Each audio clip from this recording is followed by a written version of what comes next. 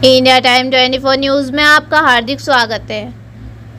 पूर्व मंत्री इमरती देवी द्वारा कांग्रेस प्रदेश अध्यक्ष जीतू पटवारी के खिलाफ एफआईआर कराने का मामला हाई कोर्ट पहुंच गया है।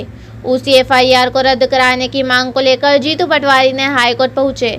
मामले में सुनवाई करते हुए हाई कोर्ट ने मध्य प्रदेश सरकार और पूर्व मंत्री इमरती देवी को नोटिस जारी कर जवाब मांगा है। दरअसल हाई कोर्ट ने इमरती देवी द्वारा दर्ज एफआईआर का अवलोकन करते हुए कहा कि आखिर किस आधार जीतू पटवारी के खिलाफ एफआईआर दर्ज की है। साथ ही कोर्ट ने जीतू पटवारी के तत्कालीन बयान की भी पुष्टि की, जिसमें SC/ST एक्ट जैसी कोई भी बात सामने नहीं आई है। मामले की अगली सुनवाई 2 जुलाई को तय की है। इसके साथ ही हाईकोर्ट ने जीतू पटवारी को यह राहत भी दी है कि यदि इसके बावजूद उनके खिलाफ कोई एफआईआर या गिरफ्तारी जैसी कोई बात आती है तो जीतू पटवारी तत्काल कोर्ट की शरण में आ सकते हैं। क्या है पूरा मामला? कुछ दिन पहले ग्वालियर के डबरा थाने में जीतू पटवारी के एक बयान को लेकर पूर्व मंत्री इमरती देवी ने SC/ST एक्ट और उनकी गरिमा को ठेस पहुंचाने को लेकर शिकायत दर्ज कराई थी। एफआईआर में कहा था कि जीतू पटवारी के बयान के चलते उनकी गरिमा को ठेस पहुंची है। इसी एफआईआर को रद्द कराने के लिए जीतू पटवारी कोर्ट की शरण में पहुंचे थे। जबलपुर से वाजिद खान की रिपोर्ट। एक एफआईआर जो है वह जीतू पटवारी जी के विरुद्ध जो है मध्य प्रदेश के पूर्व मंत्री इमरती देवी जी द्वारा दर्ज कराई गई थी। यह एफआईआर जो है यह डबरा पुलिस स्टेशन ग्वालियर में दर्ज कराई थी, जो कि भारतीय दंड संहिता की धारा 509 और SC/ST prevention of atrocity act की धारा 3 सबसेक्शन 1 सब क्लॉज R के तहत दर्ज कराई गई थी।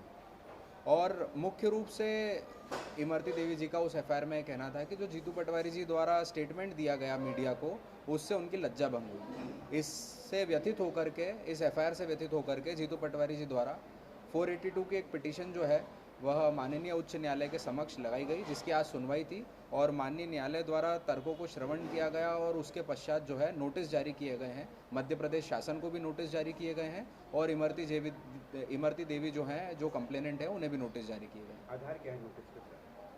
जो मुख्य रूप से आधार है, जो SC/ST एक्ट की बात कर रही हैं इमरती देवी जी, और उन्होंने अपने जो कंप्लेंट है उसमें भी यह कहा है और एफआईआर में भी जो SC/ST एक्ट लगा है वह पूर्ण रूप से इसलिए गलत है क्योंकि जो स्टेटमेंट दिया गया था उसमें कोई भी जाति सूचक शब्द जो है उसका इस्तेमाल नहीं किया गया था और जो स्टेटमेंट है वह इस उद्देश्य से भी नहीं दिया गया था कि किसी अनुसूचित जनजाति, अनुसूचित जाति की महिला जो है उसकी लज्जा भंग हो।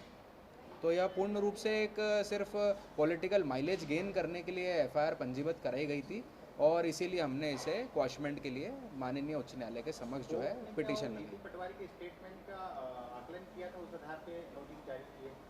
जी, सारी चीज़ों को देखते हुए ही नोटिस जारी हुए हैं। जो पिटीशन में जितनी बातें थी सबको देखते हुए। SC/ST एक्ट के अलावा और कौन सी धारा है? SC/ST एक्ट भी लगा है और IPC की धारा 509 लगी है।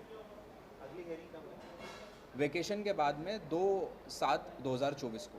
2 जुलाई। और लिबर्टी भी दी है जीतू पटवारी जी को कि यदि उन्हें लगता है कि मीनवाइल इसकी सुनवाई आवश्यक है, यदि कोई नोटिस प्राप्त होता है पुलिस से या गिरफ्तारी जैसी कोई सिचुएशन क्रिएट होती है तो वह मेंशन कर सकते हैं, उसके पहले भी सुनवाई हो जाएगी।